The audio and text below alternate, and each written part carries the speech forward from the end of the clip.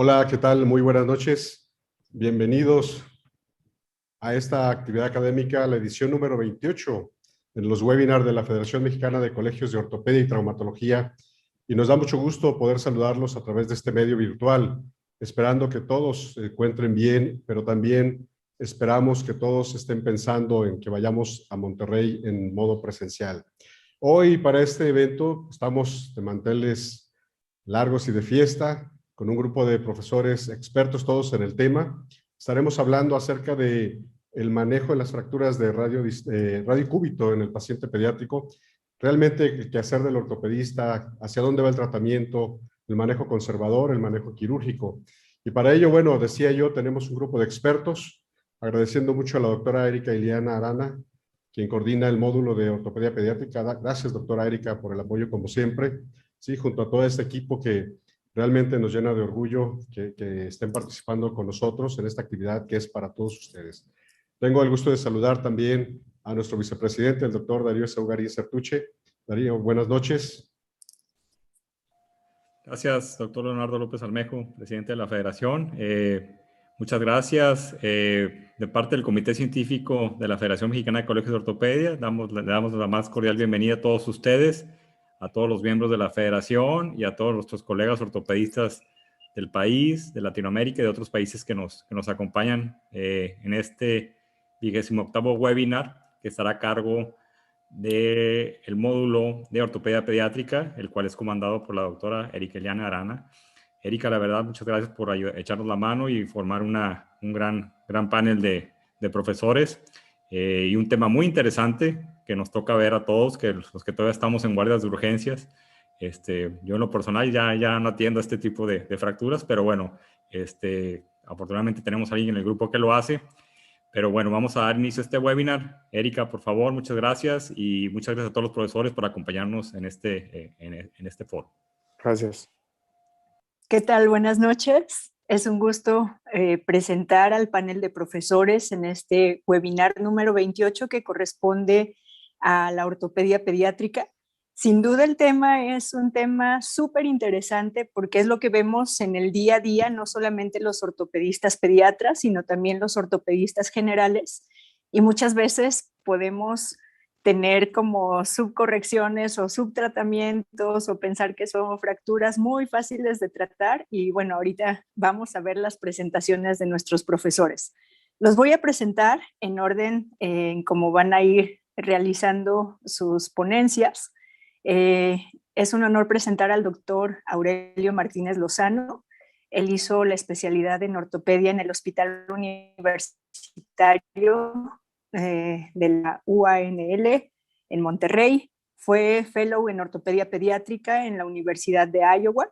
Es expresidente de la Sociedad Mexicana de Ortopedia Pediátrica, maestro de la Facultad de Medicina y del Tecnológico de Monterrey.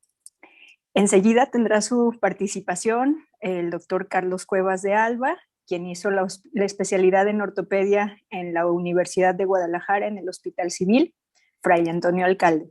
Él hizo su fellow en ortopedia pediátrica en el Hospital DuPont, también expresidente de la Sociedad Mexicana de Ortopedia Pediátrica y del Colegio de Ortopedia de Jalisco. Actualmente encargado del Servicio de Cirugía Ortopédica Pediátrica del Hospital Civil de Guadalajara Fray Antonio Alcalde.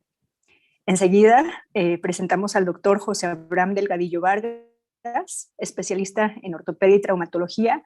Hizo su adiestramiento de alta especialidad en el Hospital Shriners para Niños, Ciudad de México.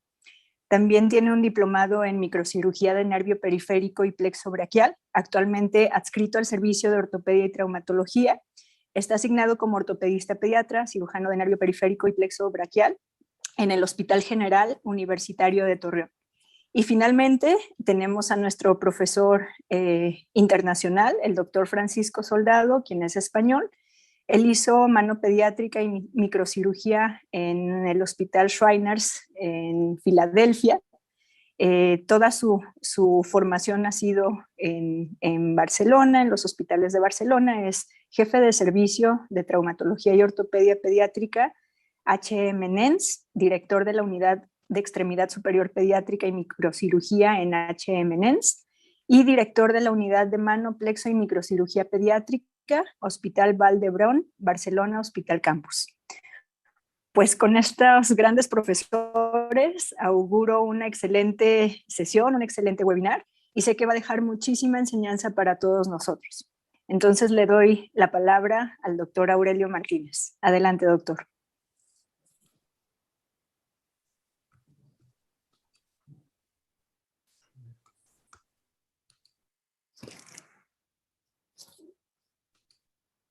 Ahí me ven.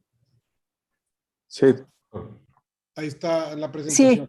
Sí, Sí, se ve está bien su presentación, doctor. Muchas gracias. Pues muchas gracias a la invitación a Erika y al Comité Científico de la SMOP y de la FEMICOP. Y bueno, el día de hoy voy a presentarles la experiencia que hemos tenido en el Hospital Universitario de Monterrey con el tratamiento de fracturas del radio distal en niños menores de 11 años. Este es un estudio que hicimos, un estudio comparativo de dos grupos o dos formas de tratamiento y que queremos presentarles.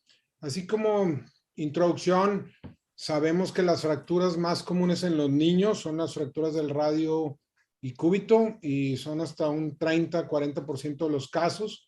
Y sobre todo las fracturas del extremo distal del radio, las fracturas metafisiarias e incluso las epifisiarias, tienen un gran potencial de remodelación. El manejo estándar de estas fracturas desplazadas, estamos hablando de fracturas desplazadas del radio distal, es una reducción por maniobras externas, más yeso, generalmente bajo anestesia, y en los últimos años ha habido varios estudios que han promovido la utilización de clavos percutáneos para fijar estas fracturas, ya que con frecuencia se pierde la reducción. Obviamente esto implica costos y posibles riesgos, complicaciones por la anestesia y el uso de los clavos. Ha habido varios estudios que han demostrado que la deformidad permanente en las fracturas metafisiarias del radio distal o del radio y del cúbito distal en niños menores de 10, 12 años son relativamente raras y que la gran mayoría de estas fracturas, aunque consoliden en una mala unión, tienden a remodelar por completo. Nosotros hicimos este estudio en el Hospital Universitario basándonos principalmente en el reporte de Crawford y colaboradores publicado en el Bone and Joint en el 2012. El objetivo del estudio es demostrar que en estos pacientes podemos obtener un excelente resultado funcional, clínico y radiográfico sin realizar una reducción anatómica, y obviamente el objetivo secundario era comparar los resultados en dos grupos de manejo en un estudio prospectivo controlado aleatorizado. En material y métodos, los criterios de inclusión eran niños entre 2 y 11 años, fracturas cerradas de la metáfisis distal del radio, completamente desplazadas, conos y fracturas del cúbito distal. Y excluimos pacientes con enfermedades metabólicas, fracturas patológicas, fracturas expuestas, fracturas asociadas o fracturas previas en ese mismo sitio. Hicimos dos grupos en forma prospectiva. El grupo 1 fue manejado con una reducción por maniobras externas, bajo sedación y luego un yeso corto, un yeso por abajo del codo, lo cual hacemos desde hace 20 años en el hospital. Y el grupo 2 es el grupo con la novedad de que no hacíamos una reducción de la fractura, sino aceptábamos una posición en bayoneta, haciendo solamente una alineación gentil, corrigiendo la angulación de las fracturas. Y también se inmovilizaban en un guante de yeso, en un yeso corto. Aquí está un ejemplo a la derecha, un niño de 6 años de edad con una fractura de la metáfisis distal del radio completamente desplazada y cabalgada, con una fractura en tallo verde del cúbito, no desplazada, y se inmovilizó en el yeso, alineándola, o sea, corrigiendo la angulación, pero dejándola cabalgada, acortada, como pueden ver. Y aquí les dábamos seguimiento a todos los pacientes, a ambos grupos, con seguimiento clínico y radiológico a la semana, a las 3 semanas, 6 y 10 semanas, y se retiraba el yeso en todos los casos a las 6 semanas y hacíamos una evaluación radiográfica y funcional. Este es a las 3 semanas Este es a las 6 semanas y este es a los 3 meses, donde podemos ver una gran remodelación, sobre todo en la radiografía lateral. Como recuerdan, estaba completamente desplazada la fractura y cabalgada, y ahí tenemos la remodelación espontánea en este caso. Uno de los casos que usamos en el grupo. Eran 29 pacientes en cada grupo, un total de 58 pacientes. La consolidación promedio fue en alrededor de 5 semanas y el inicio de la remodelación entre 7 y 9 semanas. No había una diferencia significativa en ninguno de los dos grupos. Los parámetros funcionales, la flexión casi 90 grados en ambos grupos, extensión 85, 87 grados en ambos grupos. El único parámetro que fue significativamente diferente fue que en el grupo que teníamos en la posición en bayoneta tenían un poquito más de supinación que los que se hicieron la reducción anatómica.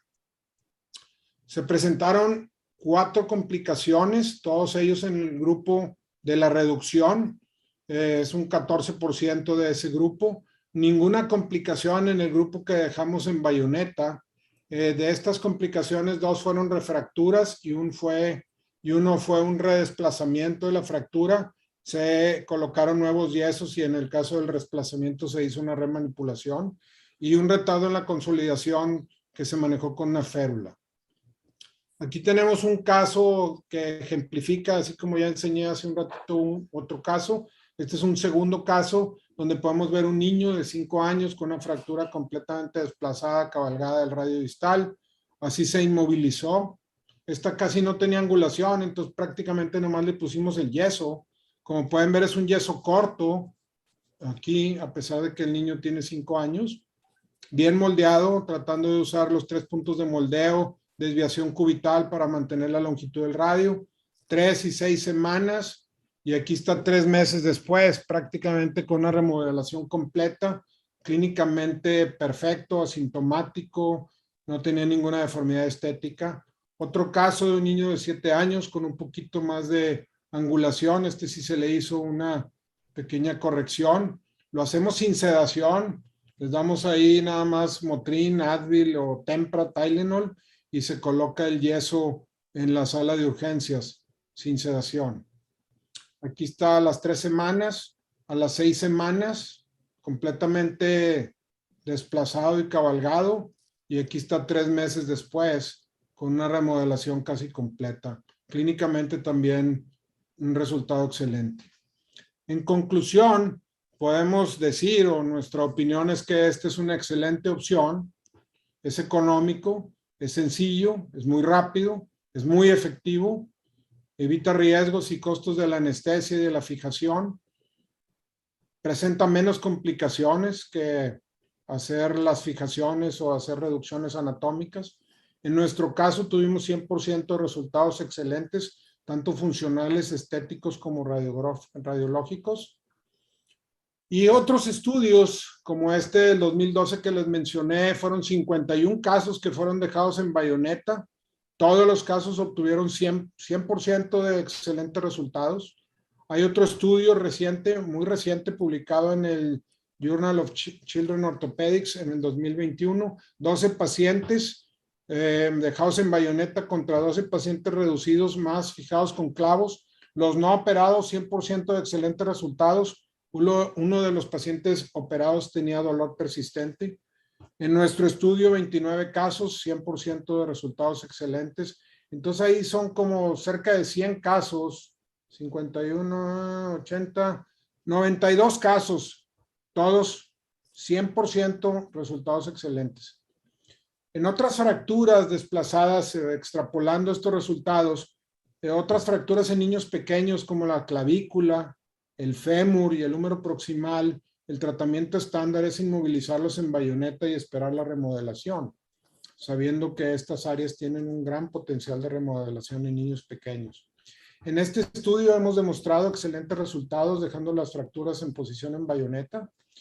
El único problema que vemos para este tipo de tratamiento es convencer a los padres de las bondades de este tipo de manejo. Los papás ven la radiografía, ven que el hueso está pues en una mala posición, está desplazado, y nosotros hemos usado ejemplos como los que les he enseñado en esta presentación, y también un póster que está en la página de help.org, donde se muestra una tabla de remodelación de diversas fracturas en niños: fémur proximal, fémur diaficiario, tibia, húmero proximal, radio distal, y esto es de gran ayuda para mostrar la capacidad de remodelación de las fracturas en estos niños, y ayuda muchísimo a los padres a tener tranquilidad de que lo que se está haciendo es lo apropiado para sus hijos.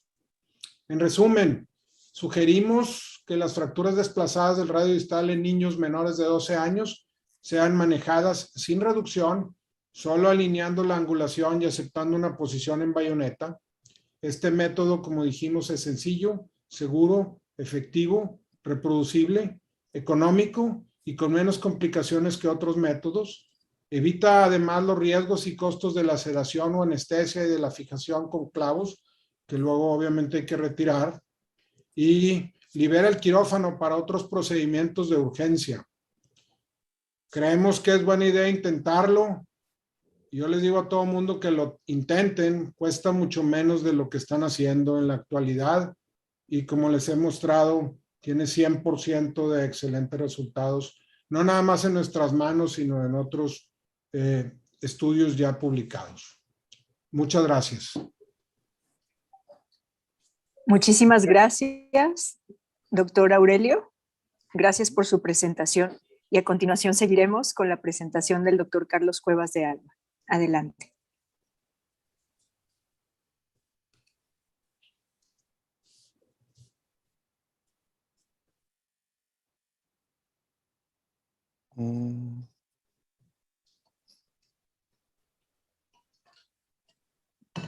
¿Sí se ve mi pantalla? ¿Se ve mi pantalla? Sí, doctor. Sí, Carlos. Sí se ve. Adelante. Bueno, muchísimas gracias por la invitación. Gracias, Erika. Gracias al comité organizador de FEMECOT, como siempre. El tema es si son tan benignas para la articulación radiocubital distal las fracturas de radio en niños. Y me siento muy honrado de estar con este equipo de profesores que a lo largo del tiempo estamos allí en FEMECOT. Miren, aquí están todos los que estamos en este panel en este momento. Muchísimas gracias nuevamente. Y probablemente este pensamiento sirva para entender la fractura que más trata el ortopedista en urgencias, que es la fractura de radio distal. Y cuando ya sabemos lo que estamos haciendo, es difícil que nos muevan un poquito el tapete. Y yo así crecí, hace 30 años que era residente. Mis maestros siempre me decían lo mismo: mira, todas estas se acomodan, ¿verdad? Entonces tú las veías, oye, quedó chuequita, déjala, se acomoda. Todas se acomodan. Y sí es cierto, vemos esta fractura a lo largo del tiempo, remodela. Y hay publicaciones recientes donde lo mismo nos dicen: mira, esta chuequita, va pasando el tiempo y remodela. Pero si volvemos otra vez a echarle un ojito, yo creo que esta sí puede ser muy bondadosa en remodelar. Las otras hay que verlas con un poquito más de cuidado. Y para esto vamos echándole un poquito de ortopedia a la traumatología. Vamos a ver algunos conceptos básicos que ninguno es nuevo, todos están bien viejitos, pero es bien bueno que los tengamos presentes al tratar fracturas de radio. Primero, ambos huesos crecen mucho en la parte más distal y poco en la parte más proximal, pero a diferente velocidad y en diferente porcentaje, ¿verdad? Entonces no crecen parejos y no crecen al mismo tiempo uno y otro. Luego también tenemos que acordarnos que la articulación de la muñeca es una articulación redondita, pero de muchos huesos, ¿verdad? Entonces, vemos que tenemos una articulación curva, pero en los niños, cuando vemos una radiografía, nos hace falta ver cosas que sí están ahí, como por ejemplo la epífisis cubital. Pero de todos modos no concuerda el radio con el cúbito, porque nos hace falta el fibrocartílago triangular. Y entonces ya tenemos una articulación redondita, y es bien importante esta articulación ¿Por qué? Porque visto desde la articulación, comparte el semilunar. Les repito, esto no es nada nuevo. En ciertos momentos el semilunar está en el lado radial y en ciertos momentos el semilunar está en el lado cubital, ¿verdad? Si nosotros analizamos este factor, tenemos que acordarnos que cuenta mucho la altura del radio con el cúbito. Y luego tenemos un complejo ligamentario radiocubital distal muy parecido al tobillo. Si lo volteamos, parece tobillo, ¿verdad?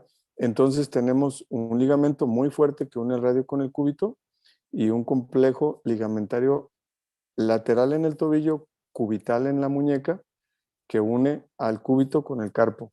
Y también es triangular en forma de abanico, igual que en el tobillo. Y este complejo ligamentario es muy importante para la función y la estabilidad de la muñeca. Estos escenarios, que son aparentemente fracturas aisladas de radio, realmente no lo son. Son fracturas de radio con una lesión en el complejo radio cubital distal. Complejo ligamentario o complejo óseo, pero es una lesión radio cubital distal, ¿verdad? Y eso hay que tenerlo siempre en cuenta. Y luego los conceptos que se ven todos los días en cirugía de mano y muñeca en el adulto. La inclinación radial, 20-22 grados. La inclinación volar, alrededor de 10 grados. La varianza, que es la relación entre el radio y el cúbito, tiene que ser bien precisa. 0 a 2 milímetros y 0 a 1 milímetro. Tiene que ser bien precisa para que no se fastidie el fibrocartílago triangular, ¿verdad? También la altura radial es bien precisa, 11 milímetros, ¿verdad? Y eso son estándares para que una muñeca en el adulto funcione perfectamente bien. Entonces, estos conceptos trátenlos de aplicar al hueso de la muñeca de un niño. Si no estamos viendo en 1 año de edad nada de epífisis, ni de radio, ni de cúbito, a los 2 años seguimos sin ver la del cúbito, a los 8 empezamos a ver la del cúbito, y a los 15, bueno, ya a los 15 pareciera que ya es una imagen radiográfica, que estos son tomados del libro del doctor John Ogden. Entonces ya podemos ver algo un poco más. También hay que recordar que el cúbito no se mueve. El radio es el que prona y supina sobre el cúbito, haciéndonos un cono de 180 grados, en el adulto de 175 y en el niño un poco más de 180 por la laxitud ligamentaria. O sea, casi es lo mismo que va hacia pronación que hacia supinación. Y si nosotros tenemos una fractura angulada, el movimiento de este cono no es completo. Entonces, en vez de 180 grados, son menos grados. ¿Y en qué proporción? En proporción del angulamiento que tenga la fractura del antebrazo, ¿verdad? Y la falta de movimiento se va a trasladar al codo, a la muñeca o al mismo segmento del antebrazo, ¿verdad? Y también hay que recordar lo que ahorita, incluso con mis compañeros estábamos hablando, que la fisis nos dicta una distancia para hablar de metáfisis. Eso es metáfisis. Lo que esté abajo de lo azul no es metáfisis, es diáfisis. Y lo que está arriba es epífisis. Y cada región nos va a dar problemas distintos. La epífisis, problemas articulares y problemas de crecimiento. La metáfisis es la que es más tranquila y más remodelar más. La diáfisis es de refracturas, porque su consolidación es muy lenta, ¿verdad? Estos autores argentinos estudian mucho la dinámica de la mano del adulto, de la muñeca del adulto, y ellos consideran que hay zonas de conflictos o de incongruencias entre la articulación radiocubital distal como algo muy importante, ¿verdad? Entonces señalan en donde el cúbito es más corto, en donde el cúbito es más largo y donde hay un desplazamiento hacia adelante o hacia atrás, hacia radial o hacia cubital. Entonces, en este escenario, esta articulación no funciona bien, esta tampoco funciona bien, ¿verdad? Entonces, nosotros, si queremos una pronosupinación saludable, ocupamos un codo estable, una longitud precisa entre el radio y el cúbito, una muñeca estable y una forma ósea anatómica. O sea, hay muchos requerimientos para que un antebrazo funcione bien. Y las fracturas en los niños ocurren en las niñas más pronto que en los niños. Las niñas alrededor de los 5 o 6 años es un pico de mayor frecuencia. En los niños a los 9 años un pico y a los 15 años otro pico, de acuerdo a estos autores. Y a la edad que tratamos las fracturas en los niños, no tenemos todavía epífisis, en las niñas, perdón, no tenemos todavía epífisis cubital visible. Y a la edad que están las fracturas de los niños, no tenemos una epífisis cubital de tomarse en cuenta, y en el segundo pico sí, ¿verdad? En el segundo pico sí. Y vamos viendo un par de casos clínicos que son complejos. Y vean, esta chica tuvo una fractura que fue epifisiolistesis, que fue torus, pero es una fractura que no merece cirugía ni nada. La misma niña, 2 años después, tiene una segunda fractura en el mismo radio. No tengo las placas, pero tampoco hubo que hacer reducción, simplemente se inmovilizó, consolidó y todo bien. La niña feliz, la mamá feliz. La misma chica a los 16 años tuvo una siguiente fractura. No fue una caída seria, pero se fracturó el radio. Yo creo que nunca completó su rango de movimiento completo. El ortopedista que la trató le puso una placa, hizo una osteosíntesis, ahí está la osteosíntesis, pero vean la relación radio-cubital distal. 3 fracturas en el mismo hueso. De acuerdo a estos autores, pues no es una buena relación, es una muñeca que no va a darte una función muy adecuada, porque entre el cúbito y el radio no hay una articulación para nada buena, ¿verdad? Entonces, si vemos la evolución del tamaño de la radio cubital distal en los 3 veces que la niña se fracturó, vemos que aquí más o menos está bien, aquí ya no, y aquí está mal, ¿verdad? Entonces, si nosotros analizamos esto, la niña está bien. Y si te pregunta, doctor, ¿puedo jugar tenis? Con esa mano agarrar la raqueta, con esa mano hacer el revés, con esa mano hacer el swing, pues probablemente la muñeca va a ser una muñeca muy, muy molesta, muy latosa, ¿verdad? Entonces, si tenemos una mala alineación o mala congruencia entre el radio cubital distal, aunque esta radiografía no es de esta niña, podemos tener una afectación del semilunar, pero no en la vida del paciente pediátrico, en la vida del paciente adulto. Por eso creo que necesitamos echarle un ojo a esto. Vean, este niño, es una fractura de radio distal. Cuenta muchísimo la reducción. ¿Por qué? Porque sí es una reducción buena, pero un enyesado malo. El enyesado dice que debe de ser 0.7 entre lo ancho, entre el plano AP y el plano lateral. Entonces en ese niño no lo teníamos. Y estos autores dicen que esa medición es más precisa si se hace en el sitio de la fractura, ¿verdad? Y si el niño está bien enyesado, la fractura se va a mantener y se va a estabilizar. Pero si está mal enyesado, no. El paciente aquí se ve que se desplazó y tenemos esta mano que para nada es buena. Yo creo que por lo menos entre 1 año y 2 que remodele, los papás no van a estar contentos con el tratamiento que se realizó, ¿verdad? Y vean este otro caso, es un niño de 5 años, fractura de radio distal. Las placas están bien malas porque la mamá me las mandó por celular. Es un niño de Nayarit. Le hicieron una reducción, lo enyesaron, hubo una refractura. En la segunda refractura le pusieron unos clavitos porque era refractura. Después consideran hacer una nueva reducción porque estaba chuequito. A los 3 meses es lo que tienen, una gran angulación con este paciente. Al año y medio consideran hacer una corrección porque no remodeló. Hacen cirugía, le ponen un clavo y injerto de cresta. Después se infecta, sale secreción, le quitan el clavo. Tenemos una infección. Tenemos un fijador externo aquí. El médico tratante le colocó el fijador para tratar la infección. Y vean el caso casi 3 o 4 años después de que tuvo la primera fractura inocente de muñeca. Este es un radio que para nada es un radio bueno, no ha unido. Tenemos 3 años después, les comento, es este radio en pseudoartrosis. Y vean la relación de la articulación radiocubital distal. Como en el principio era una buena relación y al final el cúbito está muy largo porque todavía falta la epífisis, ¿verdad? Entonces, ¿qué se hizo? Acortamiento cubital, colocación de injerto, una osteosíntesis con una placa chiquita, pero en la radiografía se ve bien grande. En estos casos hay que usar tornillos no mayores a 2.7. Este es el mismo niño 19 meses después. El radio ya recuperó su característica normal, el cúbito también. Tiene más o menos buena pronosupinación al momento de quitarle las placas.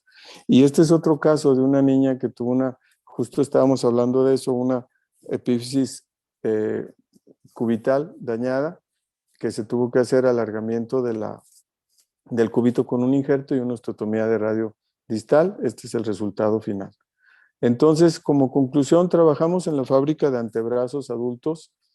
En nuestros niños lo que les damos es suficiente para jugar y papás felices, es cierto, pero no sabemos cómo van a evolucionar esos niños en la vida del adulto, donde ellos tengan que trabajar, y ahí aplica la ley del boomerang, ¿verdad? Ahorita mandamos al niño a su casa bien y regresa mal, ¿verdad? Pues muchísimas gracias, esto es todo y les agradezco nuevamente la invitación. Muchísimas gracias, doctor Carlos. Gracias por esta brillante presentación. Y a continuación vamos a escuchar al doctor José Abraham Delgadillo Vargas. Bienvenido, Abraham. Gracias, Erika. Gracias por invitarnos. Pues aquí estamos representando al Colegio de la Laguna. ¿Podría dejar de compartir, Doc, Carlos, para Sí, poder compartir en pantalla? Perdón. ¿Ya? Ya, gracias. Excelente.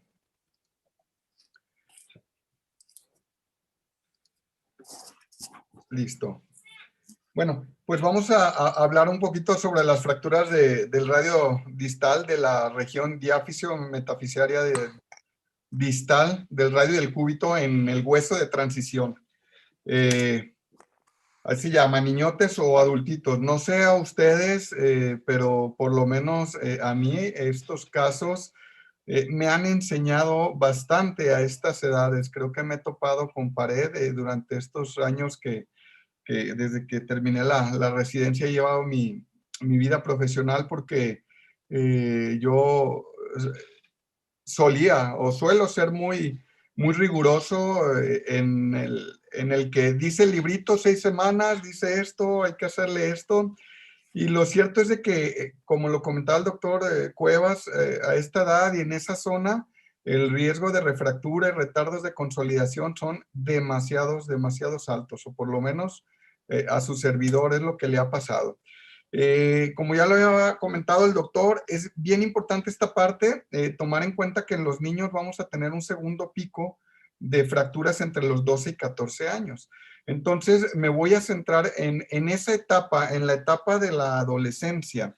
Hay que tomar en cuenta que es la fractura más común de toda la extremidad, o sea, nos va a representar el extremo distal del radio un 70% de todas las fracturas de ese extremo. Entonces, es demasiado común, creo que ya lo hemos comentado bastante, nos enfrentamos demasiado frecuente a este tipo de lesiones en el servicio de urgencias, y bueno, todos quisiéramos que fuera esto, que realmente en la mayoría de las veces tenemos una fractura en torus, una fractura en rama verde.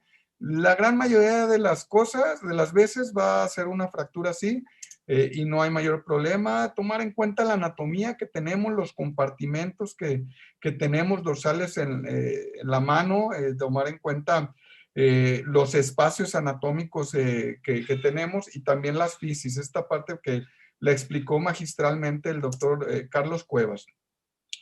En las radiografías hay que tomar en cuenta la posición. En una buena AP de nuestro antebrazo vamos a poder ver en el plano coronal que la apófisis estiloides del radio va a estar 180 grados con la tuberosidad donde se inserta el bíceps. Siempre va a estar a 180 grados. Y en el cúbito, la apófisis coronoides va a estar a 180 grados de la estiloides cubital. Esto es bien importante. ¿Por qué? Porque con este simple recordatorio, pues vamos a ver si nuestra reducción o nuestro hueso tiene rotación. Siempre es bien importante al niño, aunque le duela el codo, tomar la muñeca, y aunque le duela la muñeca, pues tratar de tomar el antebrazo completo, porque siempre nos podemos llevar sorpresas. A veces le duele la muñeca y resulta que tiene una fractura de cúpula radial y una inestabilidad radiocubital distal, una Sexlopresti, y pasa inadvertida. Entonces siempre es bien importante tomar esto. La AO, ya tenemos nuestra clasificación pediátrica, ya después de varios años nos hicieron justicia, y bueno, prácticamente se divide en fracturas estables, inestables. Las estables, pues rama verde, botón, deformidad plástica es lo que vamos a tener. Y bueno, las fracturas inestables, ¿no? Que va a ser ya una fractura completamente desplazadas, y casi siempre las resultantes de los niños van a ser trazos transversos. En la gran mayoría, esta creo que es la radiografía típica con la que nos mostramos, y es la radiografía típica que hemos estado viendo en las diferentes pláticas de los profesores que me precedieron. Creo que ya está bien comentado, y el trabajo del doctor Aurelio Martínez es genial. Este artículo del 2020, pues fue una encuesta que le hicieron a los ortopedistas pediátricos en el POSNA, y al final del día, los menores de 10 años no tienen mayor conflicto. Realmente, pues la reducción cerrada, el manejo, muchas veces, pues la gran mayoría con el método de Crawford que ya describió el doctor Aurelio Martínez, es lo que la mayoría utilizan, todavía hasta los 12 años. Pero ya después de los 12 años, cuando entramos en la adolescencia, ahí es donde realmente tenemos un gran vacío y no tenemos mucha información. Estos autores han definido, bueno, ya sabemos dónde está la metáfisis, pero nos han definido las distancias en donde tenemos mayor riesgo de que se fracturen los niños, y donde nos puede indicar que probablemente requerimos un procedimiento quirúrgico. Bien importante, como ya lo comentó el doctor, lo que tengo yo en naranja, pues es la metáfisis del radio, pero toda la zona metafisiaria, hay artículos que consideran que es toda la metáfisis completa, abarcando el radio y el cúbito. Entonces esto nos arrojaría una zona que se extiende un poquito más allá de la metáfisis del radio, y que es la zona que tenemos en azul, y que estos autores la han llamado zona de transición. La zona verde pues ya es una zona diafisiaria, y que la vamos a tratar pues como diáfisis. El problema la tenemos en la zona de transición, o sea, ya en la zona que está entre la metáfisis y la diáfisis, porque es donde tenemos mayor porcentaje de meternos en problemas por el tipo de hueso que tenemos, y que ya nos explicó el doctor Cuevas. Históricamente, se nos ha dicho que en el plano sagital, pues tenemos, digamos que estos grados que describo aquí, para poder aguantar un poquito y darle manejo conservador, o una reducción aparentemente, aparentemente buena. Pero si vemos en las edades en las cuales comprende la adolescencia, pues prácticamente ya no tenemos un poder de remodelación muy bueno en esa zona, y realmente tenemos ya muy pocos grados lo que nos tolera. Entre los 11 y los 13 años, pues entre 10 a 15 grados de angulación palmar o dorsal nos aguanta, pero más de los 13 años ya prácticamente no nos aguanta nada, y menos en las niñas, porque ya las niñas a los 13 años ya la gran mayoría ya menstruaron, y ya están entrando prácticamente en un hueso adulto. Y en el plano frontal, pues prácticamente a la edad de la adolescencia no nos aguanta absolutamente ninguna angulación.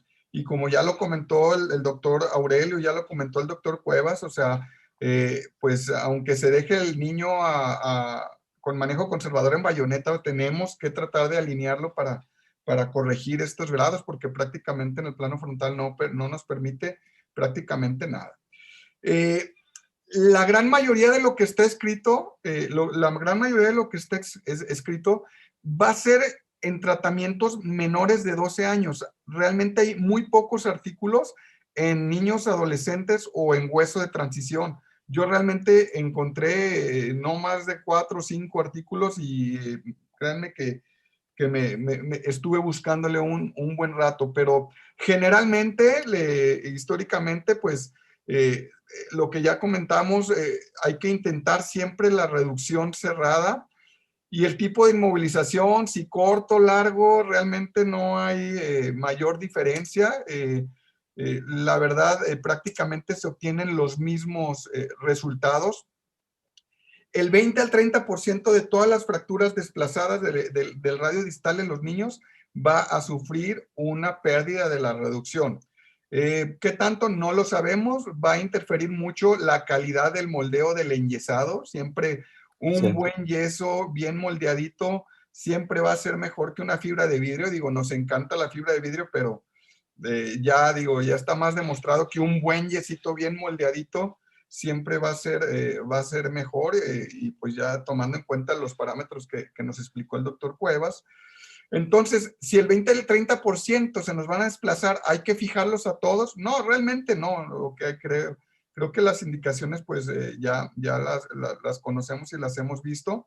Pero el 25% de los que van a requerir que se desplazan van a requerir algún tipo de cirugía, como los casos que ya nos presentaron. El principal factor de que se nos desplace una fractura va a ser un desplazamiento previo del 100%. O sea, ese es el principal factor de riesgo. El segundo es que no se logre una reducción anatómica adecuada y un buen moldeo de un yeso. O sea, son los principales factores. Hay que tomar en cuenta, estamos hablando del adolescente. Aquí les presento un niño y una niña, ambos de la misma edad, ¿ok? 13 años, 14 años, 12 años, vamos a ponerlos en la edad de la adolescencia, ¿ok? Los podemos ver prácticamente pues iguales. Bueno, ahora voy a poner un patrón de referencia, ¿no?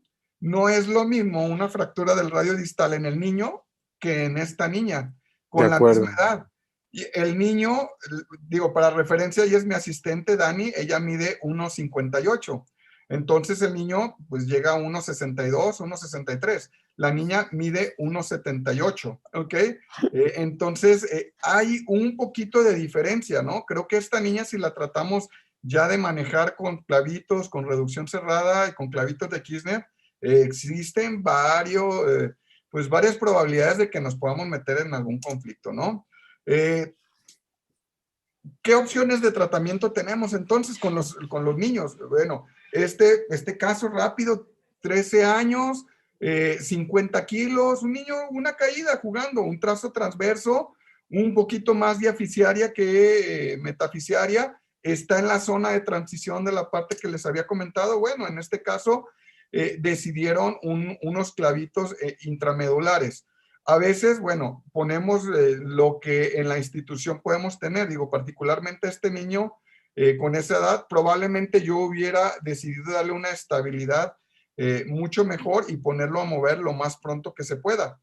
Hay que tomar en cuenta el tiempo de inmovilización. Probablemente a este niño le vas a quitar el yeso al mes y medio, máximo a los 2 meses. Hay que tomar en cuenta el tiempo que se va a tardar y tomar en cuenta el riesgo que tiene de infectarse los clavos cuando quedan por fuera de la piel. Ya comentó un caso el doctor Carlos Cuevas de esa niña y cómo se expusieron los clavitos, cómo se infectó, cómo terminó en fijadores y cómo a veces podemos terminar en una bola de nieve, ¿no? En cuanto a los adolescentes, hueso de transición, prácticamente, ¿qué tenemos? Estos autores, este artículo, el segundo salió en enero del 2021, el otro del 2020, en el cual nos recomiendan que los niños entre los 12 y 14 años con fracturas en bayoneta, desplazadas, con un acortamiento mayor a 1 centímetro, angulaciones en el plano frontal de más de 10 grados, con problemas rotacionales o una angulación dorsal de más de 20 grados, recomiendan ellos una reducción quirúrgica y una estabilización con una estabilización rígida, pues con un implante, ¿ok? En este caso, placa es lo que recomiendan ellos. Se comenta, pues, lo que creo que todos hemos notado, que no tenemos implantes adecuados para esta edad, que los implantes pediátricos, como los clavos de Kirchner, nos pueden quedar cortos y las placas de adultos nos pueden quedar grandes. Entonces, tenemos que ir viendo y tenemos que ir sorteando esa parte.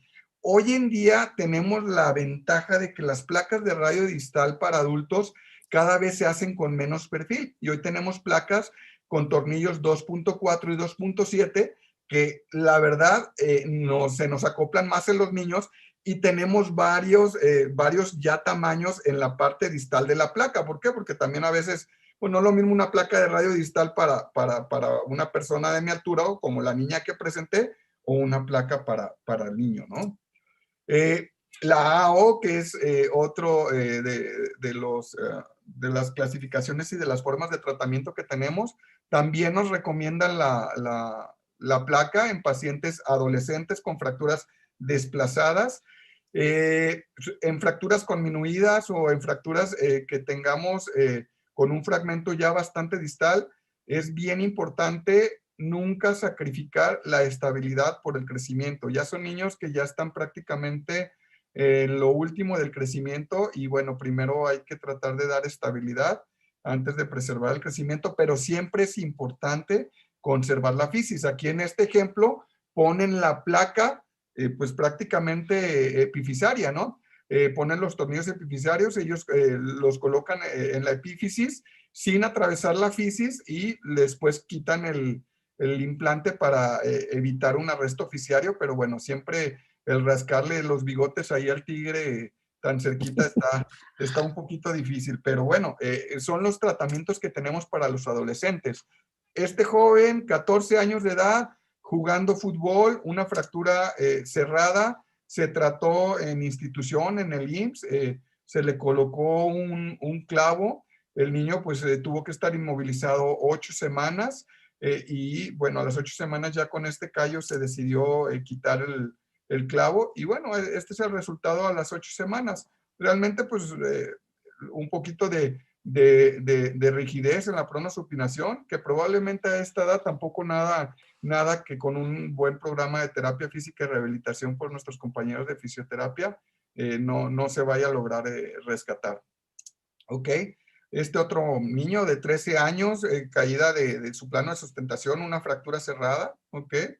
Esto pues es lo que veríamos. Bueno, este niño se trató con esta placa, una placa en T de las que utilizábamos ya antes, ya hoy en día es muy raro que se utilicen estas placas, operado en institución y pues los tornillos desafortunadamente no contando con tornillera completa y todo, y poniéndose tornillos largos, que no es lo ideal por el riesgo de ruptura de tendones extensores, pero bueno, al final pues esta es una opción en la cual se ha intentado resolver el problema del niño, sobre todo en niños que ya están en edad de transición, ¿ok? Este es el niño de esta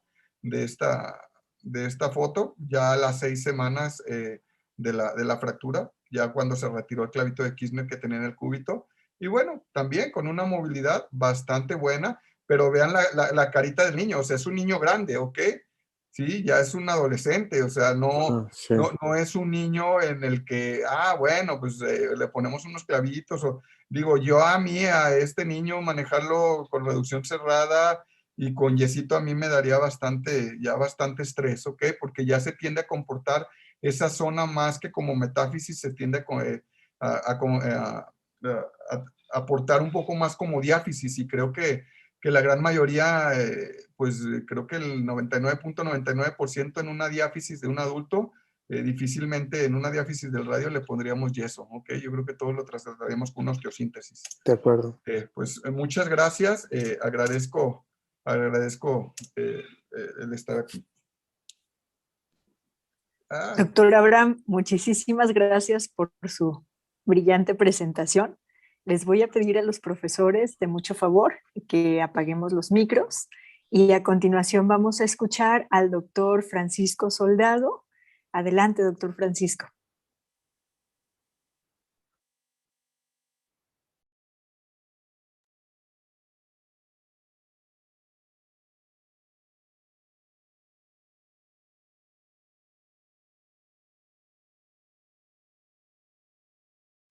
Buenas noches, México. Muchas gracias por la invitación. Muchas gracias en especial a Abraham Delgadillo. Estaba comiendo almendras. Entonces hablaremos de secuelas de las fracturas distales del radio. Hablaremos un poco de estos temas, del arresto fisario, la malunión, la inestabilidad radiocubital distal, la pseudoartrosis y el defecto epifisario. El arresto fisario más o menos ocurre en un 4%, aunque en mi entorno yo creo que es menos frecuente. Entonces es importante para cualquiera de estas complicaciones conocer un poco la capacidad de crecimiento distal del radio, que es el 80% de todo el radio. Entonces, a partir de los 7 años, las chicas crecen más o menos 4,5 centímetros, los chicos 7 centímetros, pero en los 13 años ya crece solo un centímetro. Y esto es importante tanto para decidir el tratamiento como para las técnicas quirúrgicas que vamos a hacer.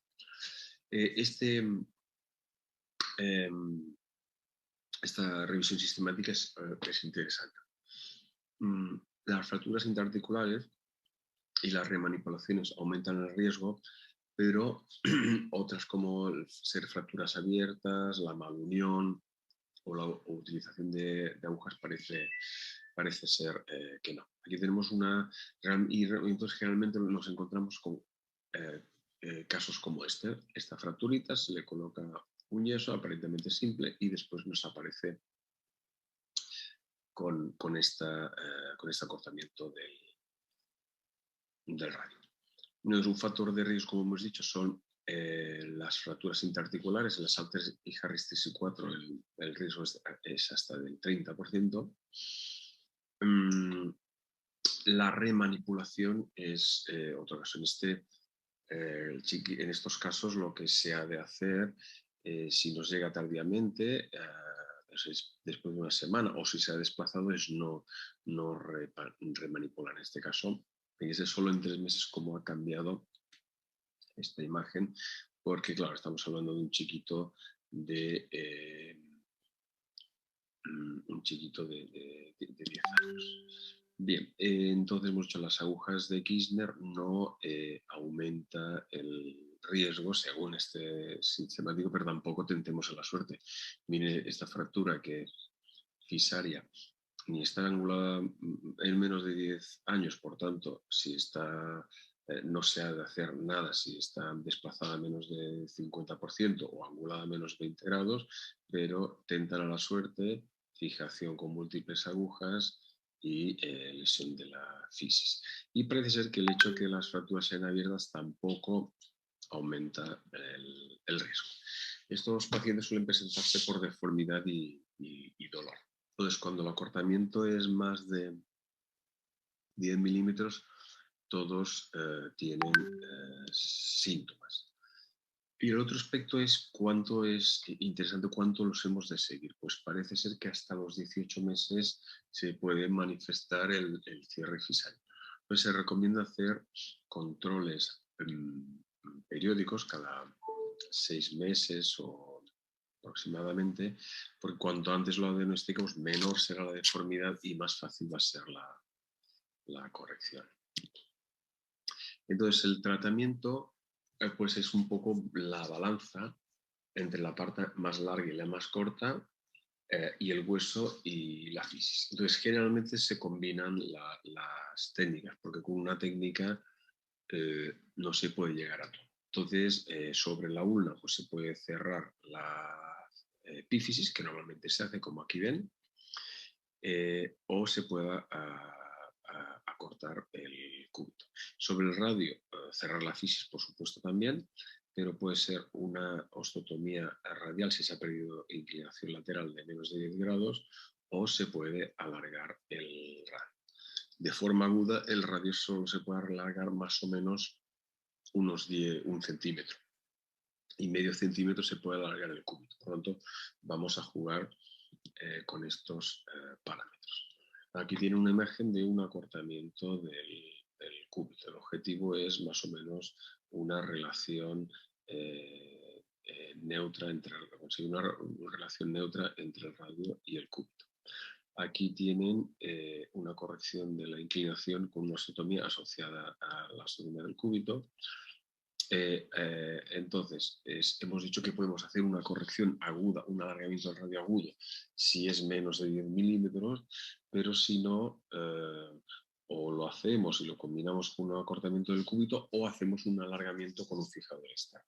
Fijador externo monolateral es una opción, lo que pasa que es difícil que la alineación radiocubital sea correcta y frecuentemente va a necesitar otras cirugías para la radiocubital distal. Por eso, yo suelo utilizar monolateral, pero por eso es buena idea hacerlo con un tipo Ilizarov que te permite controlar todos los plagos. Raramente en el radio distal encontramos una lesión como para hacer un Langenskiol, pero en este caso, por ejemplo, sí. Si miran la resonancia, pues tiene más o menos un 15% en el perfil, un 15% en el frente, es decir, un 20%. Entonces, aquí sí, y suficiente crecimiento, con lo cual aquí sí se podría hacer una fisiolisis, un Langenskiol. Entonces, en nuestro centro se hace con endoscopia ósea, lo hace el doctor Nor. Entonces, con 2 portales, pues se llega a la fisis, se reseca, fíjense que no deja ser un microscopio el endoscopio, ¿no? Y como aquí ya se ha quitado la barra, esto ya es fisis sana, y aquí se ha quitado la barra. Luego se coloca cemento y se fija con una aguja para que el cemento no migre y se pierda el efecto este.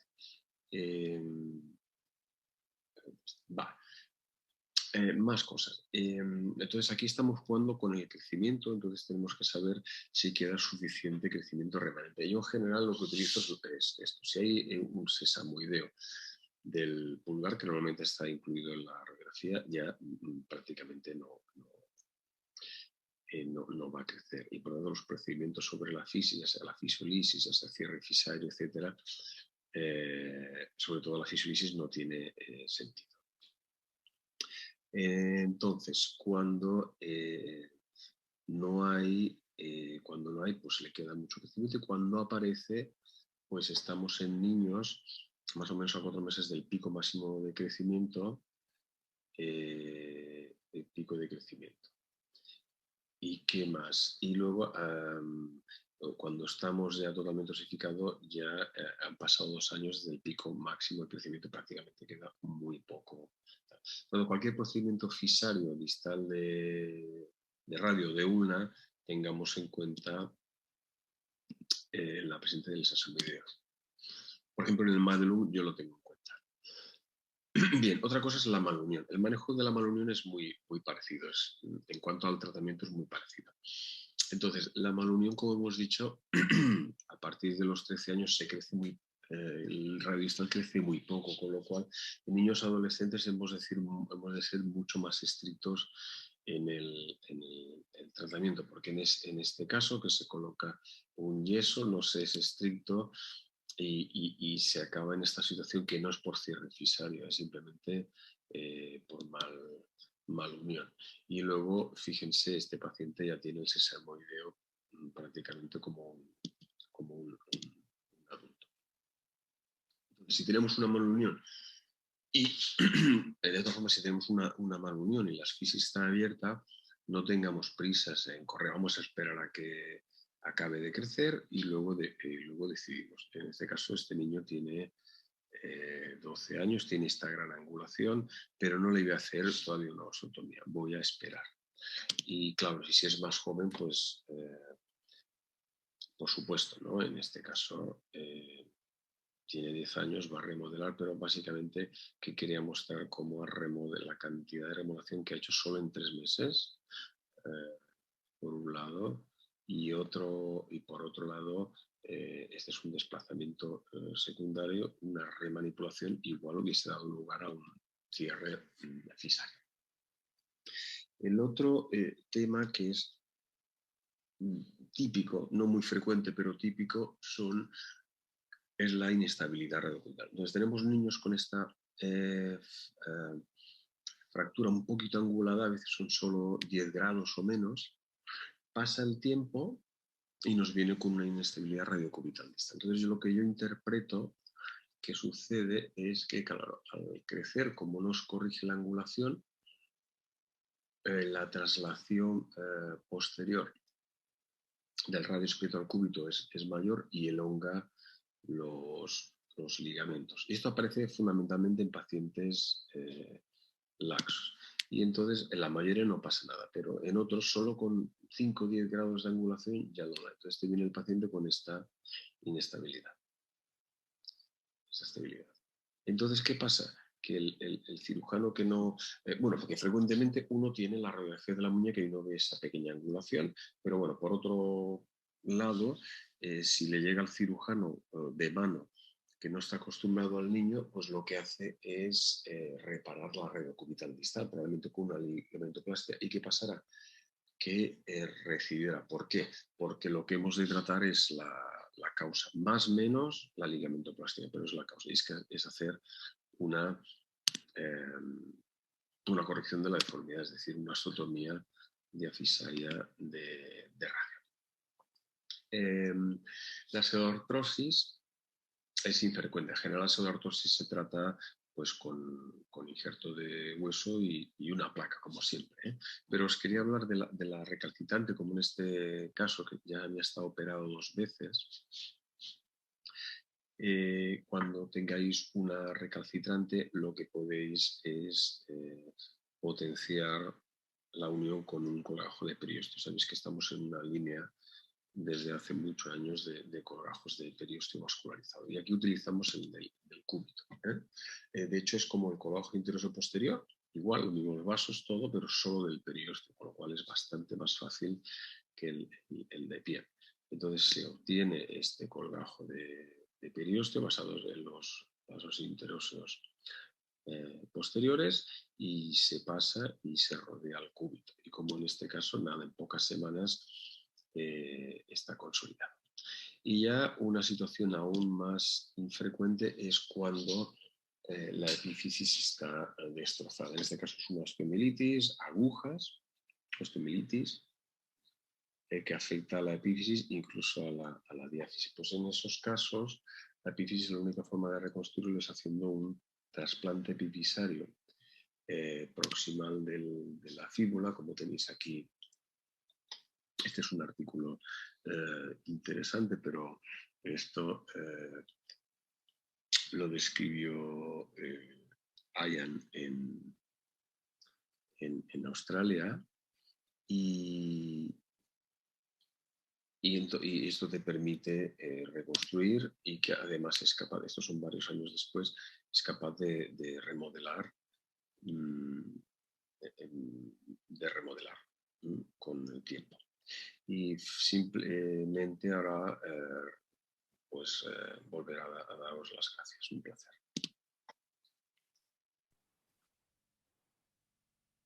Doctor Francisco, muchísimas gracias por su excelente presentación. Vamos a pasar ahora a la presentación de casos clínicos, sin duda muy interesantes, porque esto genera la discusión y el aprendizaje. Vamos a iniciar con el doctor Carlos Cuevas con su primer caso, por favor.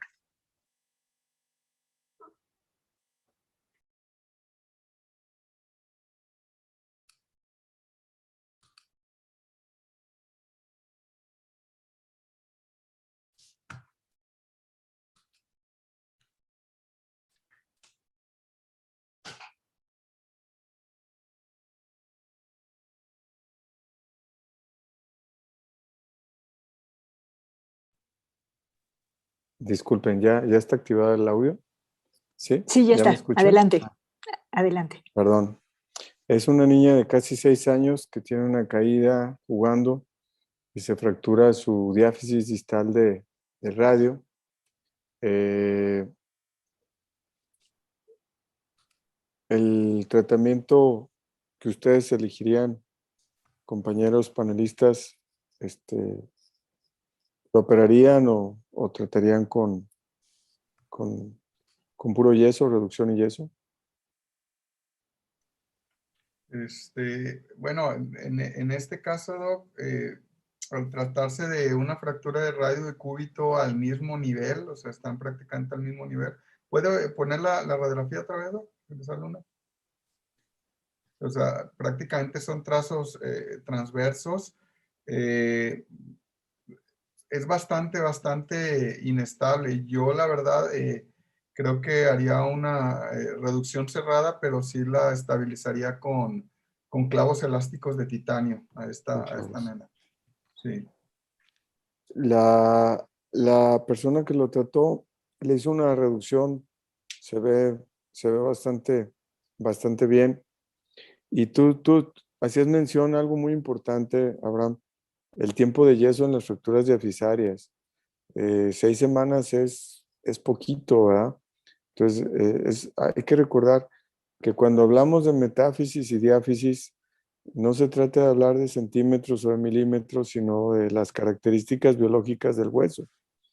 Entonces, lo que debe distinguir la zona metafisaria de la diafisaria, en mi parecer, es si hay hueso esponjoso o no hay, ¿verdad? Entonces, en ese sitio no hay hueso esponjoso, hay solamente hueso tubular duro y un endostio. En cambio, en la metáfisis hay un hueso esponjoso que permite mejorar mucho la rapidez y la calidad de la consolidación. Esta niña empezó con un viacrucis posterior al retiro del yeso, se cayó, se refracturó, le colocaron los clavos intramedulares, es un estado vecino aquí a Jalisco, y así está tratada. Conociendo muy bien al doctor Aurelio, que es un maestro en las fracturas de antebrazo, siempre nos ha sugerido características de la aplicación con clavos. Aurelio, ¿qué opinas de esto? Sí, me escuchan ahí. Es que no puedo activar mi video, pero espero que me escuchen. Sí, lo te escuchamos perfecto. bien. Sí, claro. Para mí, este caso, aún en una situación de una refractura, yo hubiera vuelto a intentar colocar ahí está, déjame ver aquí, dice iniciar mi video. A ver, ahí, a ver, ahí Ahí está. estoy. Sí. Yo le hubiera intentado otra vez inmovilización con yeso, o sea, es para mí o para nuestra experiencia es extraordinariamente raro que se requieran clavos intramedulares en niños menores de 10 años. Hemos tenido algunas fracturas del tercio medio con proximal en niños pequeños que batallamos mucho con la angulación, pero ahí lo que hemos hecho es que les ponemos el yeso en extensión, un yeso con el codo en extensión por 3 o 4 semanas y eso ayuda mucho en las fracturas proximales. Pero esta es una fractura del tercio medio con distal. Para mí esta es una fractura que debe ser manejada con inmovilización con yeso y prácticamente todas, si eres cuidadoso con el yeso, tenemos buenos resultados. La otra cosa es que yo a lo mejor soy también muy obsesivo con dejarles el yeso un poquitito más de tiempo. O sea, los niños, pues no sé los del resto del país, pero aquí los que vemos nosotros son unos tremendos. Entonces yo prácticamente no les quito el yeso hasta que no veo que está puenteada la fractura, pero al 100. O sea, a lo mejor una fractura como esa la puedo dejar 6, 8 semanas con una BP y luego después le pongo o un yeso corto para que mueva el codo o una férula, una férula con una cercha de aluminio palmar para protegerlo otras 2, 3 o 4 semanas hasta que vemos que está completamente cicatrizada la fractura. Ahora, yo tendría otros, suponiendo que sí es cierto que a lo mejor en 2 o 3 casos hemos puesto clavos en niños menores de 10 años porque tienen 1 o 2 refracturas o la refractura parece ser muy inestable, no logramos una buena reducción, los papás ya están muy preocupados, etcétera, etcétera. Si ese fuera el caso, yo diría que siempre dejamos los clavos intramedulares por abajo de la piel. O sea, estos clavos están pensados en mi cabeza y creo que la experiencia de la mayoría de las gentes en dejarlos para 3, 4 meses. No son clavos que se dejen 4 o 6 semanas. Son clavos que los vas a dejar hasta que la fractura cicatrice, remodele y esté perfecta antes de que quieras quitarle los clavos. Y entonces esos clavos da la impresión de que están por afuera. Y el otro comentario que yo tengo es que la entrada del clavo del cúbito es un poco, vamos a decir que no muy ortodoxa, ¿verdad? Por ahí nunca me enseñaron a mí poner un clavo en el cúbito, pero bueno. Se me ocurre pensar que era la talla del clavo que tenía, ¿no, Aurelio? A lo mejor no tenía un clavo muy largo y pusieron posible. ese clavo por ahí, ¿verdad? Sí, Pero creo que uh-huh. el mensaje es muy bueno, lo que menciona el doctor Aurelio, es el hecho de que las puntas de los clavos no deben de quedar fuera de la piel en fracturas que requieren la fijación 3 o 4 meses. Y fíjate que eso creo que fue lo que les falló aquí, porque le quitaron el clavo y luego el cúbito no había consolidado, le pusieron esa placa, después pues vieron que el radio tampoco, y total, ya entre 4 o 5 cirugías, la niña se complicó, le quitaron los implantes y después de la 5ª cirugía tenemos este antebrazo, ¿verdad? Ya tiene otra placa o sea, quitaron la del cúbito porque ya no existe cúbito, prácticamente no hay diáfisis, y quitaron la placa del cúbito, pusieron otra placa al radio y luego se fracturó en el extremo de la placa. Entonces tenemos un antebrazo que ya lleva más o menos 3 años desde la fractura inocente inicial al momento actual. Es una niña de casi 9. ¿Qué recomendarían como tratamiento? Tenemos un radio curvo, arqueado, con diáfisis de muy mala calidad. Tenemos un cúbito prácticamente inexistente, por lo menos en sus diáfisis. ¿Qué le recomendarían hacer?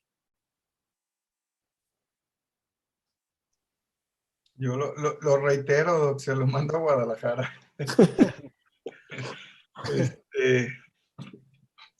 Híjoles, qué difícil caso. Pues en este caso, obviamente, retirar el material de osteosíntesis y pues en la parte más distal, donde está el tornillo, aparte que está flojito, parece que ahí está refracturado. Entonces, pues, está difícil. Una opción, pues creo que poner injerto, iniciar con injerto y poner alguna placa para dar una estabilización absoluta. Otra opción que se me ocurre pues sería un colgajo vascularizado de periósteo, como lo comentó el doctor Soldado, también es una opción. Pero bueno, creo que hay que irnos en la escala de la reconstrucción y pues probablemente el primer paso sería dar una buena estabilidad y poner injerto, pero no sé, doctor Aurelio, usted, ayúdeme. Mira, yo quisiera insistir en que hay que tratar de alejarnos de andarle haciendo tantas cosas a las fracturas a muchas fracturas de los niños. Decía un maestro mío que una vez que entraba la mano del hombre, empezaban los problemas, ¿no? Yo creo que este era un caso así como que casi el de todos los días y se han metido en una bola de enredos probablemente en forma innecesaria. Y por eso yo, o no sé si ya me estoy haciendo muy viejito o qué será, pero estoy tratando de hacer las cosas lo más conservador posible. Estoy tratando de ser mucho menos agresivo con muchas situaciones, sobre todo en fracturas en niños que tienen buena capacidad de cicatrizar por sí solas, que veo que nos metemos en enredos en forma innecesaria. Hablando un poquito, tengo niños con fracturas de radio distal que les piden un TAC. Tengo niños, sí. Un radio distal metafisiario. Sí. Llegan con un TAC. Un TAC es como 100 radiografías más o menos de radiación. Deja tú lo que cueste en economía. ¿A dónde van esos doctores que están pidiendo TACs? ¿A dónde van esos doctores que están poniéndole placas a un niño de 5, 7, 8, 9 años en el antebrazo? Pues parece que, como decía otro maestro mío, hay que meter metal para sacar metal, casi parece aquí, ¿verdad? Pero yo, la verdad, nunca he tenido una experiencia como esta en un paciente mío, probablemente porque creo que esto es mucho más fácil prevenirlo que ahora resolverlo, ¿verdad? Sí. Yo no tengo una buena respuesta. Llevo 30 y tantos años aquí dándole a esto, pero no tengo una muy buena respuesta para esto. No tengo experiencia, gracias a Dios. Y yo también se la mandaría a Guadalajara al doctor Carlos Cuevas para que nos diga cómo se arregla esto, porque yo no sé.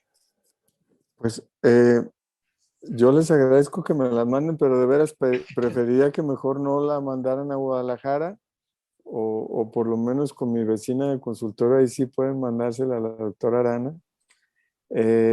Pero ya entrando en materia, tenemos una diáfisis distal más o menos de cierta calidad y una diáfisis proximal más o menos de cierta calidad. Entonces se optó por buscar un implante que cubriera de esta zona a esta zona y que no tuviera que ser por fuera, precisamente como un fijador externo. Entonces, esta diáfisis no contábamos con ella porque no sirve para nada. Aquí está la fractura, la mano pues bastante tocada, los tejidos blandos. Dice Aurelio que cuando entra la mano del hombre probablemente se complemente con, sale la mano de Dios, ¿verdad? Porque lo que Dios biológicamente nos iba a hacer el favor de realizar, lo interrumpimos. Entonces vean los tornillos, ocupan un gran porcentaje del grosor de la diáfisis. Estaba tapado el canal medular, había hueso escleroso dentro del canal medular, no había circulación endóstica, no había periósteo. Yo creo que se ha desperiostizado varias veces y el periósteo, acordémonos que es lo que engruesa o engrosa la diáfisis de un hueso. O sea, un hueso crece en longitud en las epífisis, pero el periósteo lo aumenta de tamaño y su grosor.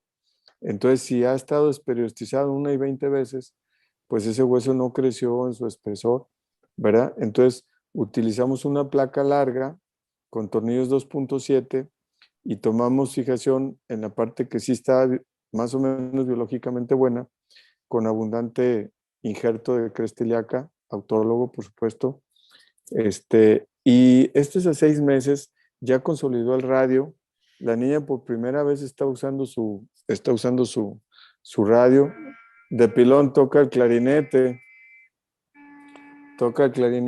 y hace mucho ruido con él, ¿verdad? Ella está contenta porque tiene ya varios meses usando su muñeca. Dice que entre yeso y vendas tiene 2 años sin poder contar con su manita y está muy feliz. Pero si se fijan, con el pie lo está sosteniendo.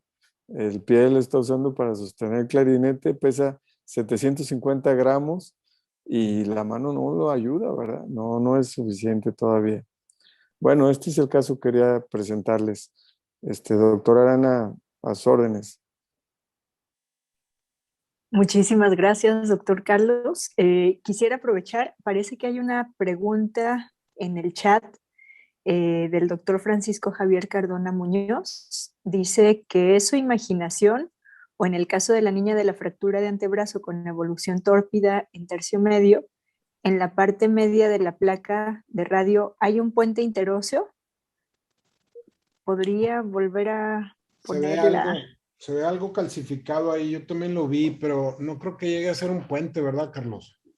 No tiene puente. Ella ahorita tiene una pronosupinación como de 20 grados para cada lado, pero no hay restricción. Cuando hay puente no hay nada. Y ella sí hace un poquito, no mucho, pero hace como unos 20-30 grados para cada lado, ¿verdad? Muchas gracias. ¿Podemos pasar al caso de usted, doctor Aurelio, por favor? Sí, a ver, déjame ver cómo le hacemos aquí para la compartida. Otra vez en el botoncito verde donde dice compartir. Sí, ahí va. Ajá, bien. Ahí ya me ven. Sí. Bueno, pues este es un caso de un jovenazo de 11 años. Es un niño, vamos a decir, de una complexión media, 11 años. No recuerdo la talla, pero pesaba unos 45 kilos por ahí. No es un niño obeso, es un niño de una complexión media, 11 años, y pues tiene esta fractura que por un lado tiene un trazo que no es tan común, en el cual el fragmento distal está desplazado palmarmente, que es lo contrario de lo habitual, ¿verdad? Es una caída con una flexión palmar, que es relativamente menos frecuente, o mucho menos frecuente que la opuesta. Y además, como pueden ver ahí, tiene una fractura de la fisis del cúbito distal, una tipo 2. No sé si alguien quiera comentar acerca de las posibilidades de manejo. Está muy cerca de la zona transicional, o yo diría que está en la zona transicional, ya no es una fractura metafisiaria, debe estar muy cerquita de esa área transicional que a veces es difícil de manejar, como decía el doctor Abraham hace un rato, ¿no? Pues es una fractura en un niño, es hombre, ¿verdad, Aurelio? Hombre, sí. Hombre de 11 años, todavía a esa edad son pequeños. Probablemente se puede hacer una buena reducción, sin embargo, hay que ponerle ojo a esa epífisis porque con frecuencia dan problemas de crecimiento, ¿verdad? Una buena reducción cerrada, y si no tienes estabilidad, pues a lo mejor ponerle algún clavito percutáneo por ahí para complementar. No creo que se pueda dejar así, o no sé, ¿qué plan tienes? ¿Dejarla así? Ya tiene el sesamoideo que decía ahorita el doctor Francisco, acá Sí, ya. Ya se alcanza a ver. lugar. Sí, Entonces, En teoría ya no tiene mucho crecimiento. mucho crecimiento, ¿no? sí. Híjole, yo también lo manejaría, digo, por ser 11 años, yo haría la reducción, y también yo creo que como el doctor Cuevas le pondría unos 2 clavitos de Kirchner a este niño. Sí, todavía es un niño, digo, todavía está pequeño, todavía tenemos más oportunidad de que logremos una buena consolidación, y también foco rojo en el cúbito, porque creo que lo vemos muy a menudo. Las lesiones fisarias del cúbito desafortunadamente no las compensa bien el cúbito, y genera muchos arrestos y muchas deformidades. Sí. Ahorita mencionaban el doctor Francisco de que en el radio distal la tasa de puentes óseos cuando tienen lesiones fiscales es alrededor de 3 o 4%, pero en el cúbito distal es como de 80%. O sea, es una de las áreas donde más comúnmente sucede esta situación. Pues este paciente es parte del estudio que ya les he comentado y hemos machacado en el pasado. Y esto fue lo que le hicimos. Le hicimos una inmovilización ahí en urgencias, sin anestesia. En la lateral mejoró bastante. En la AP, pues tiene todavía una situación ahí de un bayoneta con un 25-30% de aposición, algo de acortamiento. Pero sí hubo reducción, ¿no, Aurelio? Pues le hicieron la reducción los residentes ahí en urgencias. Yo no la hice, yo no estoy ahí habitualmente, pero esto fue lo que se logró ahí en urgencias sin anestesia. Estuvo medio brava porque para reducir ese cúbito, pues le dieron ahí una traccionadita. Supuestamente la idea era nada más alinear la angulación, y eso es lo que se logró inicialmente. Y luego, ¿por qué no pasa mi? A ver, ahí está. Este es 3 semanas después. Vean cómo que le forzaron bastante la desviación cubital, como pueden ver ahí, que ese es uno de los problemas que muchas veces tenemos, que ayudan a que se pierda la reducción. Entonces somos medio obsesivos con eso del yeso. Y vean cómo el yeso está recto, no está curvo, porque tenía una angulación de ápex dorsal, ¿verdad? O sea, contrario a lo habitual. Sí, contrario a lo habitual. Por eso el yeso está recto, no está curvo como regularmente. Y 6 meses después, esa es la radiografía final, vamos a decir así, cuando lo dimos de alta. Y aunque, como pueden ver ahí, la reducción o bueno, la alineación del radio ha mejorado significativamente y se remodeló también en forma importante, aunque dicen que el plano coronal no mejora tanto, pero aquí el espacio interóseo estaba algo cerrado, como pueden ver en la radiografía de las 3 semanas. Vean cómo mejoró significativamente la alineación del radio en ambos planos. Y lo que más nos llama la atención desde el punto de vista radiológico es la radiocubital distal o la longitud del cúbito, que esa está asociada más a la lesión inicial en el cúbito, en la fisis que ya habíamos mencionado, y que efectivamente sufrió un arresto fisiario. Afortunadamente en este niño ya no quedaba tanto tiempo de crecimiento y sus fisis han cerrado. Prácticamente ya el radio distal también está cerrado, y aunque tiene ese acortamiento del cúbito, tenía una movilidad, bueno, completa, 80 o 90 grados de pronosupinación en cada una de las dos, buena dorsiflexión, flexión palmar, clínicamente sin deformidad y no tenía dolor. Entonces, este es uno de los pacientes más grandes de nuestro estudio y pues creemos que el resultado es muy bueno clínica, radiológicamente, aunque tuvo ese acortamiento del cúbito. No sé qué comentarios tengan, Carlos o Doctor Abraham.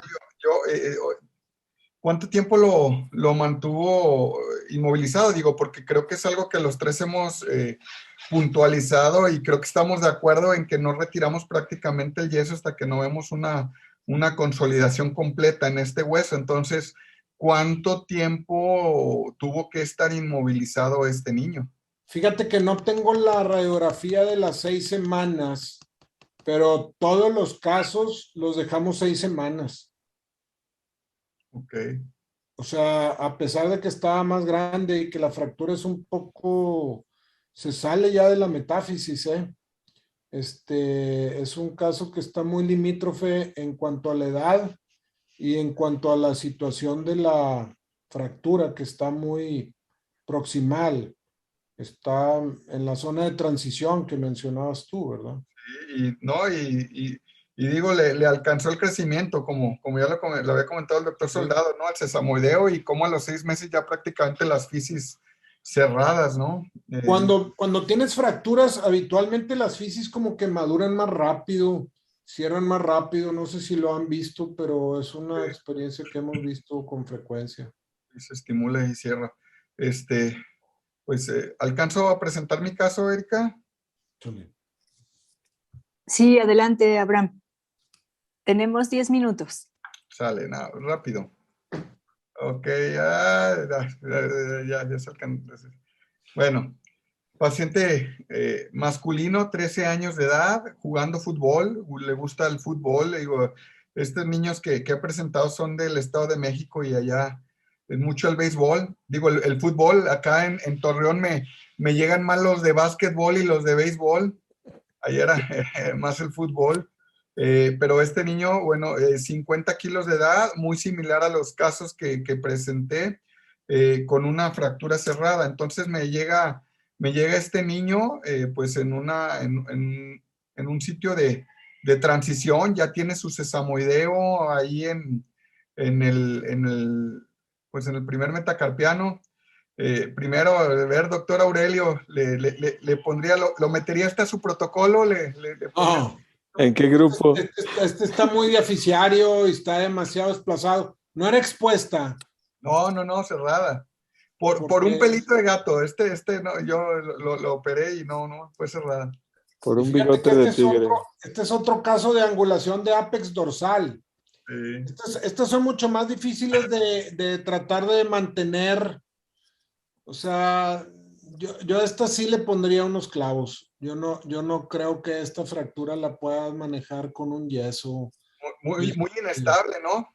Sí, sí, es una fractura con mucho desplazamiento. Ya es una diáfisis distal. Yo diría que esta ni siquiera está en la zona de transición, ya está prácticamente diáfisis distal. Si ves la lateral, los dos huesitos se ven ya muy delgaditos, ¿verdad? En la AP a lo mejor se empieza a ensanchar un poquillo el radio, si acaso, pero Un son poquito. diaficiarias. Para mí yo le haría una reducción y le pondría unos clavitos.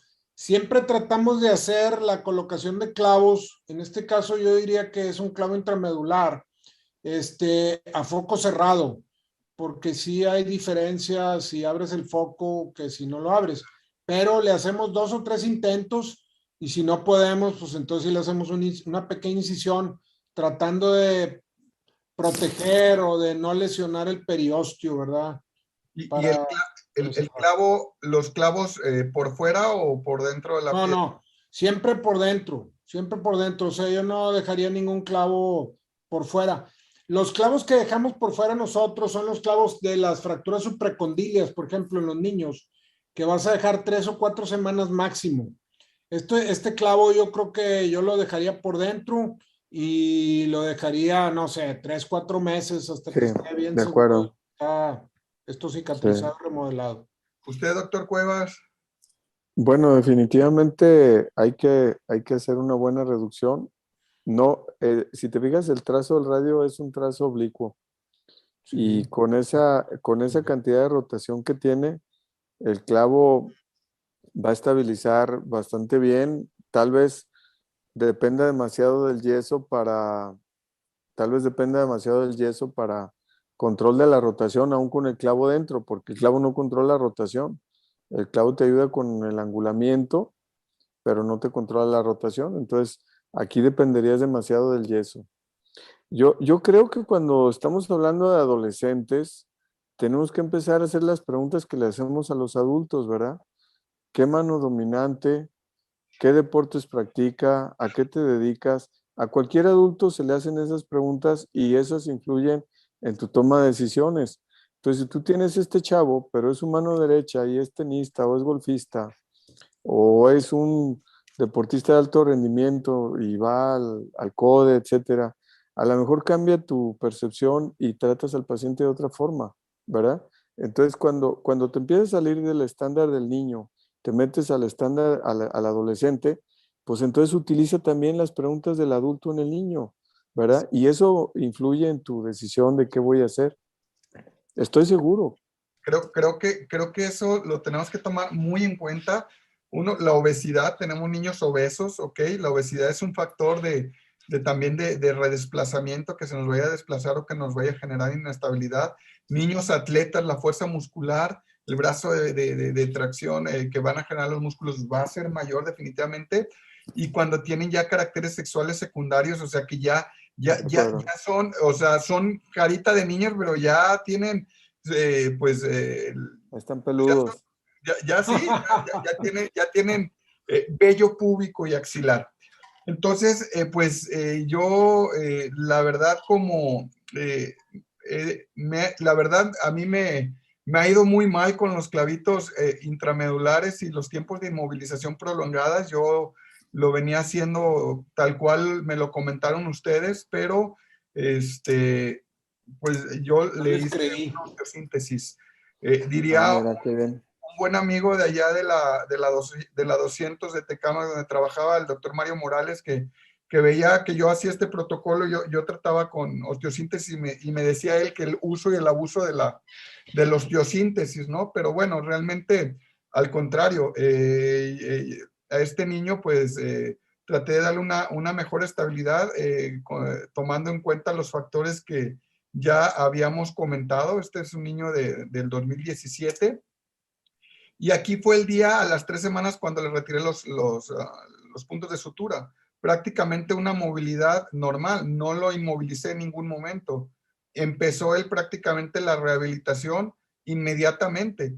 Y al contrario de los adultos, que somos un poquito más chillones, pues este niño empezó a mover, cuidándose no cargar y de lo que le comenté, pero prácticamente vemos una movilidad y pues, una función casi al 100% a las 3 semanas. Y aquí pues prácticamente ya pegado, ¿no? Ya pegado, ya el trazo pues se va recorriendo, va creciendo el hueso y la placa se va bajando, ¿no? Ya luego estos niños, después de cierto tiempo, cuando tenemos que quitar el material, pues a veces ya lo quitamos de la diáfisis, ya no está tan distal, ya creció un poco. Y bueno, este niño todavía tenemos un remanente ahí de crecimiento en su radio distal, pero pues prácticamente esto es lo que yo les hago a estos niños, prácticamente lo sigo haciendo. Sí, como un comentario, esos casos que tratas con placa, yo creo que si tienes mucho crecimiento residual, hay que retirar la placa, porque luego se empiezan a angular en el sentido de la placa. Yo creo que es por detención en el periósteo. Entonces el periósteo hace como una pinza o como un puente o algo así, y empiezan a angularse en el sentido de la placa. Por eso la placa, una vez que pasa cierto tiempo, va para afuera. Sí, ¿verdad? Te digo, tengo 21 pacientes así operados, y prácticamente a todos les he quitado la placa, El más que se la quité más pronto fue a los 8 meses, pero siempre trato de si me aguanta un poquito más de un año, quitarla después. Sí. Pues yo creo que a pesar de que yo hablo mucho del manejo conservador, hay situaciones como esa en la que las placas o una fijación estable es una muy buena alternativa.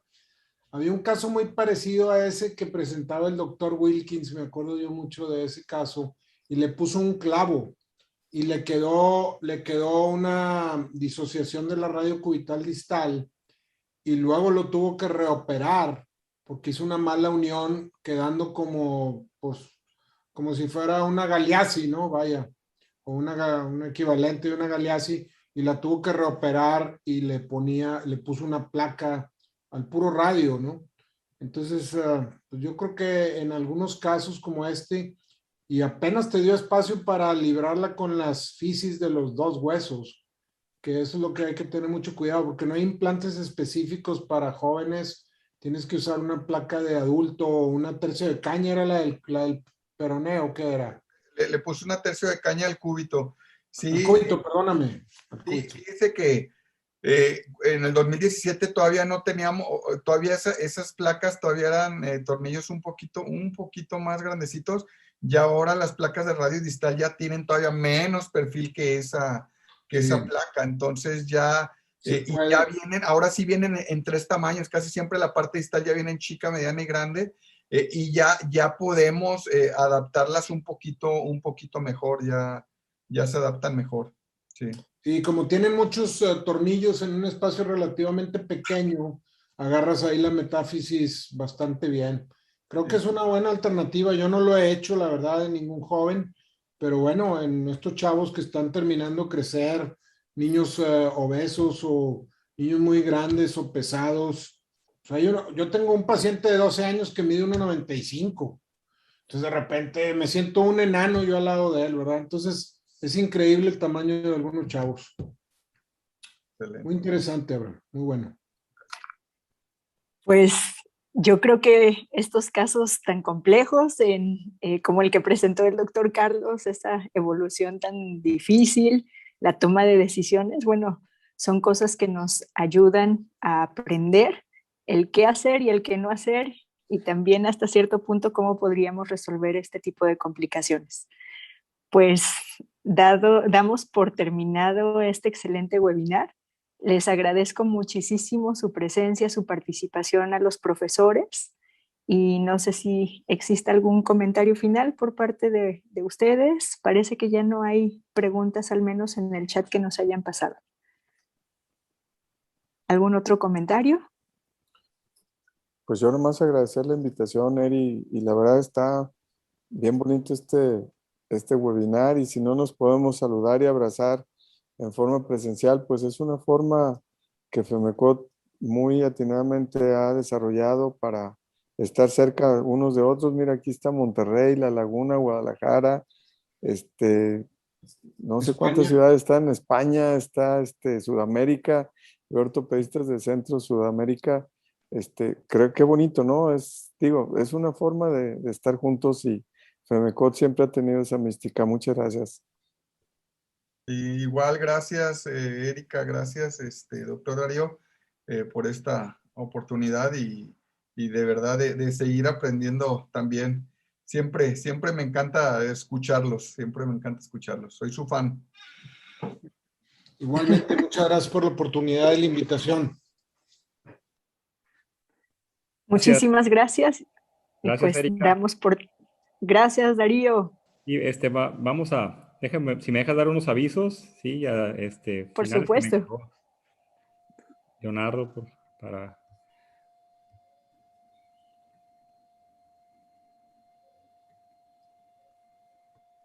Bueno, primero que nada, quiero agradecer a Erika por la organización de este excelente webinar. Erika, felicidades, temas muy interesantes, los seguimos viendo en urgencias, seguimos viendo las complicaciones de este tipo de patologías, de tipo de fracturas maltratadas, a veces bien tratadas y a veces no sabemos ni qué hacer. Obviamente quiero agradecer al doctor Martínez Lozano. Aurelio, muchas gracias. Gracias. Al doctor Cuevas de Alba. Carlos, muchas gracias. Al doctor Delgadillo Vargas. José Abraham, gracias, muchas gracias. Y al doctor Soldado, que no pudo estar con nosotros por el horario, obviamente. También muchas gracias por conectarse. Y bueno, excelente webinar. Temas muy interesantes y creo que nos deja mucha enseñanza a toda la membresía y a todos los ortopedistas que estuvimos conectados en este webinar. Como aviso, queremos invitarlos a nuestro 29º webinar, que va a ser el día 10 de agosto, que va a ser acerca del manejo actual del osteosarcoma, que va a estar a cargo del Comité de Tumores de la Federación, a cargo del doctor Víctor Manuel Sepúlveda. Tema interesante también, donde vamos a tener 3 ponentes internacionales, y con un tema muy interesante también. Bueno, obviamente los invitamos a todos en la membresía que se conecten y a todos los demás ortopedistas que entren a nuestra página, femecot.com, donde pueden ver muchos aspectos de nuestra página, tanto académicos como gremiales. Pueden ver los webinars también, entrar directamente a todos los webinars que tenemos nosotros, pueden acceso a algunas revistas, etcétera. También es importante mencionarles que estamos realizando nuestros encuentros regionales. Este año tuvimos que hacer solo 3 en vez de los 6. Tuvimos que juntar 2 regiones en cada encuentro regional, por lo que ya nos queda por realizar este último encuentro regional de las 6 regiones, que es el primer encuentro regional virtual, Centro-Occidente de la Federación, que es complicaciones quirúrgicas, un reto actual en la ortopedia. Se van a manejar temas muy interesantes. La fecha va a ser 29, 30 y 31 de julio. Están cordialmente invitados a través de la página de FEMECOT virtual.